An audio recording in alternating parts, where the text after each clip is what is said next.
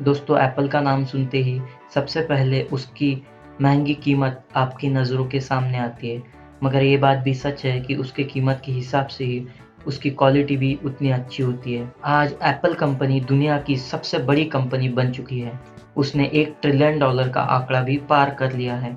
मगर शुरुआत में वो कंपनी सिर्फ़ हज़ारों कंपनियों में से एक साधारण सी लैपटॉप बनाने वाली कंपनी थी, जिसने अपनी शुरुआत एक साधारण से गराज से की थी। एप्पल कंपनी के बारे में कई ऐसे फैक्ट्स मौजूद हैं जो उसके एवरेज कस्टमर को नहीं पता होंगी। तो आज के इस वीडियो में हम एप्पल कंपनी के बारे में 10 ऐसी ही रोचक बातें बताने वाले हैं, जो आपको हैरान कर देंगी। नंबर 1 दोस्तों, हम सबको बताया जाता है कि एप्पल कंपनी के 2 फाउंडर्स थे, स्टीव जॉब और स्टीव वोज़नियाक। मगर ये बात सरासर गलत है।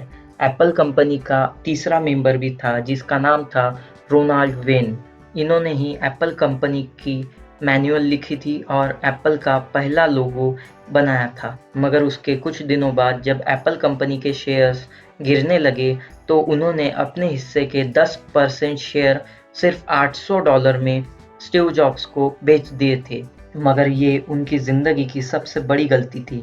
आज उस 10% शेयर की प्राइस लगभग $40 बिलियन के करीब है। नंबर 2 जब कंपनी स्टार्ट करी तो उनके पास कुछ भी पैसे नहीं थे, तो उन्होंने खराब पड़ा हुआ रॉ मटेरियल का इस्तेमाल किया। फिर भी जब पैसों की ज़रूरत पड़ी, तो स्टीव जॉब्स ने अपनी फैमिली वैन और स्टीव वोज़नियाक ने अपना साइंटिफिक कैलकुलेटर बेच दिया। उस वक़्त साइंटिफिक कैलकुलेटर की कीमत एक वैन से भी ज़्यादा थी। उसके बदले स्टीव वोज़नियाक को $500 मिले थे, जो आज के समय करीब $2000 के बराबर है। उन पैसों से उन्होंने अपना पहला कंप्यूटर बनाया और दुनिया के सामने लाया। उसके बाद एप्पल कंपनी को लोगों ने IBM कंपनी का कॉम्पिटिटर मानना शुरू किया था।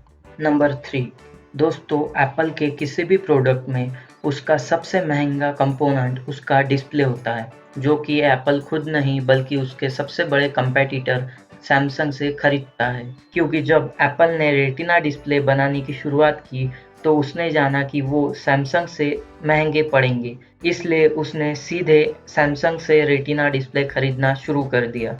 अभी की बात है, जब कोरोना पैंडेमिक के चलते एप्पल ने प्रोडक्शन रोक दिया और अधिक डिस्प्ले न मंगवाए, इसलिए सैमसंग ने उस पर करोड़ों का फाइन भी लगाया था। नंबर 4 दोस्तों, शुरुआती दिनों में कंप्यूटर को किसी भी प्रकार का माउस नहीं आता था, तो आपको कुछ भी क्लिक करने के लिए एक स्पेसिफिक कोड लिखना पड़ता था, जो कंप्यूटर को बताता कि क्या एक्शन परफॉर्म करनी है।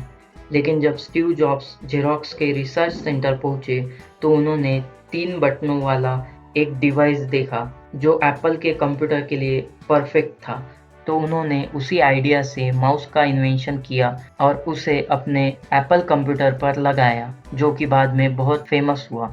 नंबर 5 दोस्तों, अगर आपने एप्पल की टर्म्स और कंडीशंस पढ़ी होंगी, तो उसमें ये बात हाइलाइट की गई है कि आप एप्पल का कोई भी प्रोडक्ट परमाणु हथियार बनाने के काम में नहीं लगा सकते।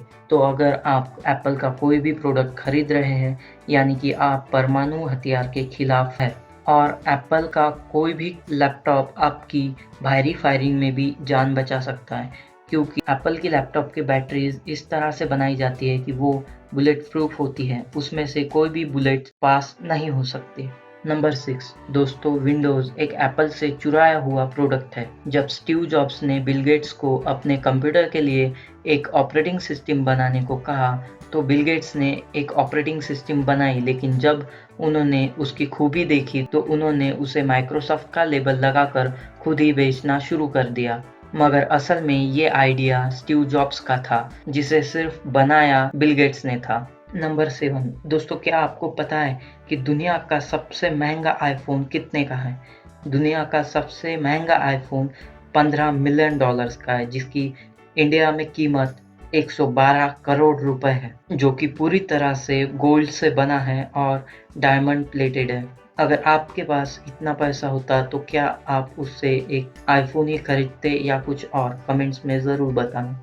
नंबर 8 दोस्तों, एप्पल ने अपना डिजिटल असिस्टेंट सिरी आईफ़ोन 4S के साथ 2011 में रिलीज़ किया, लेकिन आज तक उसने ये नहीं बताया कि उस आवाज़ के पीछे कौन-सी औरत है। लेकिन 2011 में वो औरत खुद ही पब्लिकली क्रेडिट लेने के लिए सामने आई, जिनका नाम था सुज़न बेनेट। वो एक एक्टर थी, लेकिन उन्होंने अपनी कॉलेज के दौरान अपनी आवाज़ रिकॉर्ड कर कर एक कंपनी को बेची थी। बाद में उस कंपनी को एप्पल ने खरीद लिया और 2011 में सिरी के रूप में लॉन्च कर दिया। बेनेट की आवाज़ आपको जीपीएस और एयरपोर्ट पर भी मिल जाएंगी। नंबर 9 दोस्तों, 1986 में एप्पल ने क्लोथिंग की लाइन भी शुरू की थी, जिसमें एप्पल ने एप्पल कलेक्शन के कपड़े निकाले थे, लेकिन ये प्रोजेक्ट पूरी तरह से फेल हो गया। उसके बाद उन्होंने एप्पल डिजिटल कैमरा की शुरुआत की, जो कि पहले निकॉन और कोडैक को बहुत तगड़ी टक्कर देने लगा, जिसमें आपको एक एचडी कैमरा मिलता था, जिसमें एक बार आप सिर्फ 8 फोटोज ही निकाल पाते थे, जिसका हाईएस्ट रिजोल्यूशन 640x480 तक का था। नंबर 10 दोस्तों, स्टीव जॉब्स को पूरी साल की तनख्वाह सिर्फ $1 इंडियन रुपीज में 80 रुपए तक मिलती थी,